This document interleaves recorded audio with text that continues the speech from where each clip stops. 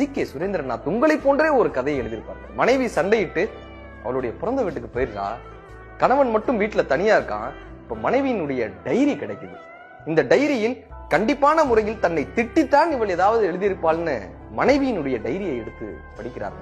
முதல் வரியை அதில் இப்படி ஆரம்பிக்கிறார்: விடுமுறை நாட்கள் என்றால் உனக்கு வீட்டில் இருப்பது, எனக்கோ உன்னோடு இருப்பது.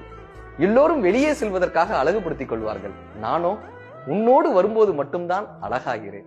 நான் எப்பொழுதுமே ஒல்லியாக இருக்கவே ஆசைப்படுகிறேன், அப்பொழுதுதானே உன் கைக்குள்ளேயே நான் இருக்க முடியும்.